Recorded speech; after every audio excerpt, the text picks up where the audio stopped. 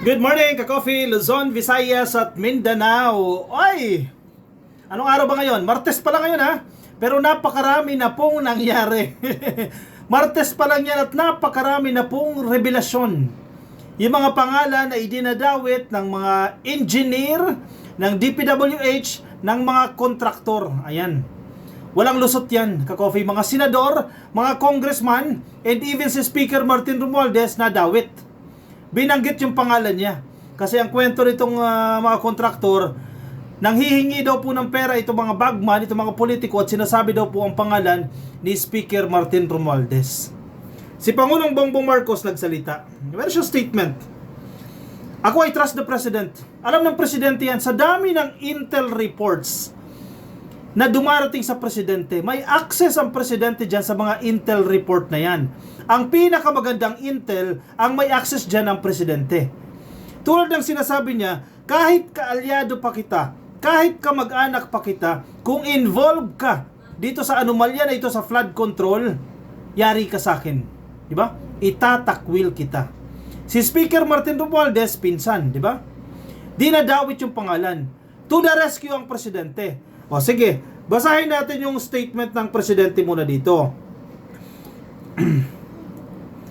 Kasi totoo naman, may punto siya dyan. Ang sinasabi niya, kapag ikaw i-high-ranking official ng gobyerno, Presidente, Vice Presidente, Speaker, Senate President, Secretary, yan, madalas ka nabibiktima ng name dropping. Sabi ni ganyan, sabi ni ganon, o ibigay mo to kasi hinihingi ni Speaker yan, hinihingi ni Senate President yan, hinihingi ni Senator yan, etc. Biktima po yan ng name dropping. Kasi sa totoo lang, itong mga witness na yan, actually hindi witness mga resource person dyan sa investigasyon ng House of Representatives at investigasyon ng Senado, napakabilis lang mag-name drop. Di ba? Walang ebidensya. Kaya nga, hindi tayo masyadong pabor dyan sa investigasyon na yan in aid of legislation. Kasi nagiging grandstanding lang yan Sabi nga nila, nagiging drama lang yan. Yes, may mga nakukuha tayo na impormasyon, no? Pero, after a week, wala na. Nakalimutan na ng tao yan. Kaya ang totoo, yung korte talaga, hearing sa korte, para dyan magpipresenta ng mga ebidensya. And ano yung consequence? Makulong yung dapat makulong. Ang problema dyan sa Senado, ang problema dyan sa House of Representatives, ang pinaka-penalty lang yan, masasite sila in contempt. At ang ibig sabihin, makukulong. Diyan lang sa premises nila, o sige, sa PNP custodial. Halimbawa itong si Bryce Hernandez, no, PNP custodial. And then after that, pag na-lift na yung kanyang pagkakasite in contempt, pakakawalan. Hindi kagaya sa korte, pag nagkaroon ng verdict yan, makukulong. Talaga makukulong. Sa typical na bilangguan, sa traditional na bilangguan. Kaya hindi tayo ganun kapabor sa investigasyon dyan sa Senado. May mga revelasyon, yes. May mga nakukuha tayo dyan, pero para saan? Makakalimutan lang din naman. Anyway, sige. Dito muna tayo sa statement ng Presidente. Kasi pinagtanggol ng Presidente si Speaker Martin Romualdez dito. Siyempre, mga DDS, sasabihin, oy, pinagtanggol niya na naman yan, etc. The same way, kung DDS congressman o DDS senator yung binanggit, diba? Or kahit hindi yan, kahit sinong senador, napakabilis magbanggit. Kailangan mong patunayan yan. Kung si Diskaya, sinasabi niya, o sabi nang nangihingi sa kanya, para kay Speaker Martin Romualdez, kunin mo yung bagman na yan. I-verify niyo, i-double check, kasi napakabilis nga mag-name drop. Diba? Lalo na si PBBM, gamit na gamit yan sa name dropping. Yung appointment for sale, gamit na gamit ang Presidente dyan. O sino yung naniningil para mabigyan ka ng posisyon? Oy, wala na yan ha. Tahimik na ngayon yan. Gamit na gamit ang Presidente. O sasabihin para yan sa Presidente. Kailangan mo magbayad ng 20 million para sa posisyon. And 10 million dyan mapupunta sa Presidente. Gamit na gamit sa name dropping. Yan ang justification ng Presidente dito. And again, plus the intel access o intel reports na natatanggap ng Presidente. Okay. PBBM, sabi niya, Romualdez and other leaders victims of name dropping. Real crime is stealing public funds. Okay ha? Pero hindi sinasabi ng Presidente na yan na yung judgment na absuelto kayo dyan. Kahit sino pa kayo mataas na posisyon ninyo. Hindi ibig sabihin absuelto na kayo. Dahil sinabi ng Presidente na kayo ay biktima ng name dropping. Magkaiba yan Magkaiba. Itong commission na sinasabi ng Presidente na mag-iimbestiga. Itong independent commission na mag-iimbestiga dito sa mga flood control projects at iba pa pong infrastructure projects, ilalabas na po yan within 48 hours. Sila po yung tututok dyan. Pero itong name dropping, ibang usapin po yan. President Ferdinand R. Marcos Jr., ngayong araw po, kahapon actually ito Monday, no, defended House Speaker Ferdinand Martin G. Romualdez from allegations that his name was linked to infra irregularities, stressing that top government officials are frequent victims of name-dropping schemes. Correct. Sa totoo lang yung mga sindikato, dyan nangyayari yan sa baba eh. Kumikita na yung mga nasa baba, aminin nyo yan, mga nasa gobyerno, alam nyo yan, di ba? Kumikita na yung mga nasa baba, yung general manager, minsan na pag-iiwanan. Pero minsan din naman, sila yung malalaki. Iba-ibang case yan eh. Malalaki yung kinikita na nasa taas, maliliit yung nasa baba. Pero kapag mga cabinet positions na yan, halimbawa gabinete na, no? Malalakas gumawa ng pera dyan, yung nasa baba. Yung nasa taas, yes, at some point siguro gumagawa, or at some point hindi, depende sa tao, no? Pero malakas kumita yung nasa ground. Halimbawa sa customs, no? Yung iba dyan malakihan, yung nasa baba ha, yung nasa ground ha, malakihan ang kita niyan. Pero yung iba na nasa taas, medyo hindi, or pwede rin naman baliktad. Again, case to case basis yan. Kasi uso nga yung name dropping dyan. Sige, punta tayo ng customs. O sige, halimbawa, ang taripa na babayaran mo, o sige, 1 million babayaran mo dyan ha. O sige, igawin na lang nating 500,000 yung declaration yan. I-fixer eh. O yung kumpanya nakatipid ng 500,000. O bakit naman ganyan? Eh, wala naman papeles yan eh. Bakit 500 million pa sisingilin mo? Sasabihin ng fixer na taga-customs, eh kasi 400 dyan para kay boss. O sino yung boss na yan? Malay mo ba na ibibigay yun doon sa boss niya? Diba? Yan ang name dropping. Sabihin, o 300,000 para kay commissioner yan eh. O 200,000 para kay ganyan yan, etc. Name dropping yan. Wala ka ng proof. Wala ka ng way para ma-determine kung totoong ibinibigay niya yan. Subukan mo pagharap-harapin yan. Magkakabulilyasuhan yan. Tulad ng nangyayari ngayon sa investigasyon dyan sa House of Representatives. Hindi nagtutugma. Yung sinasabi ng Bryce at sinasabi ng Alcantara, ni Henry Alcantara. Kasi uso ngayon name dropping eh. Halimbawa, yung kaso ni Jinggoy at ni Joel Villanueva. Ang sinasabi ni Henry Alcantara, 30% para kay Jinggoy dyan, 30% para kay Joel Villanueva. Narinig ni Bryce, no? Sinabi kay Bryce mismo. Ano yung proof mo na totoo, 30% mapupunta kay Jinggoy? Paano kung 15 lang? At sinolo na ni Bryce yan? Or paano kung 10% lang and then 20% maraming dadaanan? Diba? Yan ang kailangan patunayan. Kasi napakabilis lang naman magbintang. Pero hindi dapat tayo tumigil dyan ha. Dapat hulihin pa rin, habulin pa rin yung mga taong involved dyan.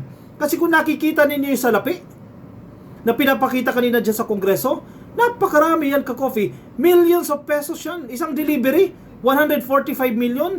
Isang delivery, naka-box lang ng Lucky Me at ng Piatos. 145 million? Grabe, di ba?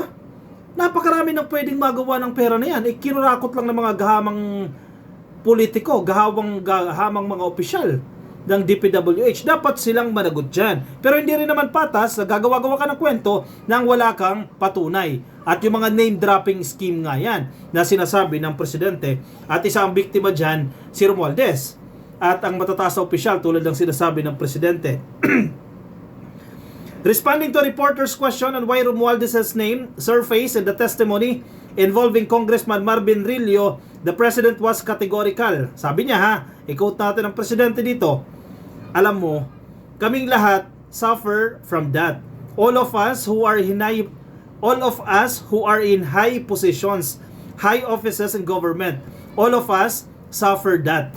Sasabihin utos daw ni presidente, utos daw ni secretary, utos daw ni speaker. Pag tinanong mo, wala pala silang alam. Correct.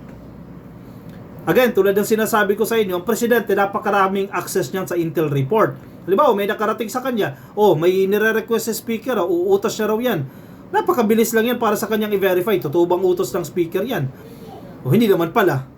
Diba? Ibig sabihin, modus yan. Scheme yan. Pwede nyo nasa baba, sila lang yung naghahati-hati dyan. Totoo may korupsyon. Kasi dami nawawalang pera eh. May korupsyon, may nakikinabang dyan. Ang tanong, sino? Dapat managot ang dapat managot. Hindi ang kung sino lang ang gusto mong ituro.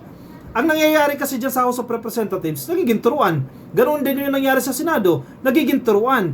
Nakaduda-duda na yung mga tinuturo nitong mga tao na to. Kasi questionable ng credibility ng mga yan eh. Ng resource person, questionable na. Napakabilis lang magsalita. And pag nag-change ng administration, magre-recant ng statement, babawi ng statement. Ang sasabihin nila, napilitan lang silang pirmahan yung kanilang affidavit. Nangyari na yan kay De Lima eh. Sa kaso ni De Lima, di ba? Nag-change admin, o yan, nagsibawi ng statement. Napanood na natin yan. Di ba? Ito ang statement ngayon, bukas iba na. Niloloko tayo dyan. Taong bayan din ang niloloko nitong mga tao na yan. Kaya kung questionable ang credibility, dapat na wag nang paupuin dyan sa investigasyon na yan ng House eh. Investigasyon ng Senado. Parang kaso lang yan ni Jonathan Morales. O, sige. Remember si Jonathan Morales. Magandang example yan. Dating PDEA agent. O si Bato, nagsagawa ng investigasyon dyan. Alam mo na questionable yung credibility ng Jonathan Morales. Pero anong ginawa ni Bato dyan? Hinayaan lang yan magsalita at siraan ng presidente. Presidente na yan ha.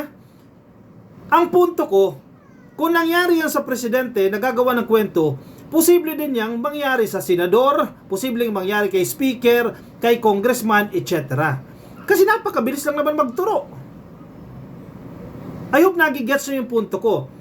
Nangyari kay Jinggoy, nangyari kay Joel Villanueva, kay Marcy Teodoro, kay Aljo Ataide, etc. Pero hindi natin sinasabi na hindi sila guilty dyan o wala silang kasalanan dyan ha. Ang pinupunto ko, panagutin sila sa tamang korte. Kasi after a week, wala na mangyayari dyan sa House. Wala na mangyayari dyan sa Senado. Iba na yung pag-uusapan. Kawawa na naman ang taong bayan dyan. Di ba? The President clarified that while name-dropping is not a crime, it becomes a serious offense when it is used as a covert for graft. What is a crime is that you use the name of somebody else para magnakaw. This is thievery. This is stealing. This is corruption. It is nothing else. Sabi po ng ating presidente. Correct. He further explained that ongoing investigations should separate mere hearsay from verifiable evidence. Kung sabi-sabi lang, haka-haka lang, we will also show that it is just that. But it is true, then that's corruption. That's what must be punished. Sabi po ng ating presidente. Correct. Kasi nga, napakabilis magsabi ng pangalan, mag-name drop dyan. And then wala ka namang patunay. Di ba? Kawawa rin naman tao, yung politiko. To be fair din naman. Di ba? Sinira mo yung reputasyon, sinira yung pamilya, etc. Paano kung eventually mapatunayan na wala siyang kasalanan? May babalik mo pa ba yun? Di ba hindi na? Ginawa nila kay presidente yan eh. Ilang beses nilang ginawa si presidente niyan. Marcos has remarked lend weight to Speaker Romualdez' earlier statement denying any involvement in anomalous dealings. Romualdez has repeatedly said that his name was being dragged without his knowledge or consent, branding such acts as dishonest name-dropping that must be condemned. Correct. Totoo na maraming congressman ang involved dyan sa korupsyon. Pero, pwede sila mag-name drop ng kung ano-anong pangalan para maningil sa kontraktor. O sige, kay Diskaya, o pahingi kami 30 million ha. O 20 million dyan para kay Romualdez. O 10 million yan para kay Zaldico. Napakabilis mag-name drop. Na paano mo mapapatunayan na totoong yan talaga ang hinihingi niya or siya talaga ang nanghingi. Ibang usapin pa yan ha, kung sino o kung totoong siya o magkano. Napakaraming usapin dyan. Pero, ang kawawa dito, taong bayan. Kasi ninakawa ng taong bayan eh. Kung makikita mo yung ganyang napakaraming pera, maiinis ka. Dahil pinatalo lang nila sa casino, pinansugal lang nila. Oh, base sa records, ano ba yan, Soler ba yan? May nakita ko dun, base sa revelasyon ni Lacson, 980 million yung combined losses nitong BGC Boys. Bulacan Contractors, etc. Basta yung BGC Boys na sinasabi. 980 million pesos, losses lang ha, sa casino. Hindi nila pera yan. Pinatalo nila dyan. Sila yung dapat unang managot dyan. And then habulin yung kanilang mga mastermind. Kasi may mga kasabot sila dyan eh. Sa kanila dumadaan yung pera. Na withdraw nila. Actually marami yan eh, sindikato yan eh. Yung mga bangko na nag-aalaw mag-withdraw ng 200 plus million, hindi kayo ba nagtataka dyan? Bakit inaalaw ng bangko yan? Diba? Sa buwatan talaga yan. Halos yung buong DPWH for example, sa sinasabi doon, lahat masaya. Lahat may for the boys. Yan ang dapat ikulong. At habulin yung kanilang mga mastermind. Malamang sa malamang may mga ebidensya pa para managot ang dapat managot itong mga politiko, mga senador at mga congressman na sangkot dito sa anomalya na to. Habulin yan. Wag lang yung name dropping.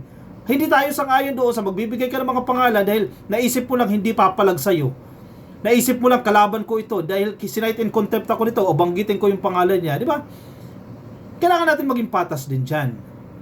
Yun ang sinasabi ng presidente. Lahat tayo ay biktima ng name dropping, lalo na po yung matataas na posisyon. The president concluded by reminding the public to be more discerning. People have to be more careful at wag silang masyadong gullible. He urged, reinforcing the message that reputations should not be destroyed by baseless accusations. Wag daw kayo masyadong gullible. Anong ibig sabihin ng gullible? Uto-uto. Wag kayo masyadong uto-uto. Hindi porket sinabi ni Bryce Hernandez na sangkot itong politiko, hindi porket sinabi ni Diskaya na sangkot si congressman, maniniwala na kayo. Kailangan nila magpakita ng patunay. Kasi ito ay mga baseless accusations lang kung wala silang mga patunay. Again, kung nangyari kay Jinggoy, nangyari kay Joel Villanueva, nangyari kay Kong Marcy Teodoro, kay Atayde, kung sino pa pang politiko, nangyari din yan kay PBBM.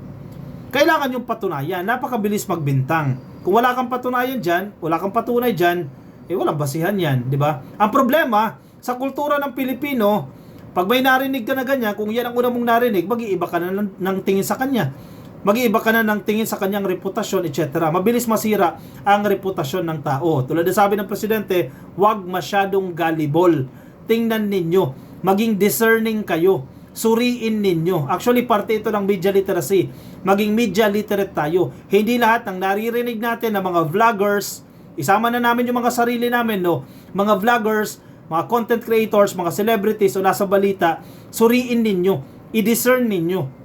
Ano yung motibo ng content na yan? Bakit niya ginawa yung content na yan? Totoo kaya yung sinasabi niya? May batayan ba siya dyan? May argumento ba siya dyan? O gawa niya lang yan para siraan ang reputasyon ng isang tao? Tingnan ninyo. Sino yung nagsalita? May credibility ba yung nagsalita?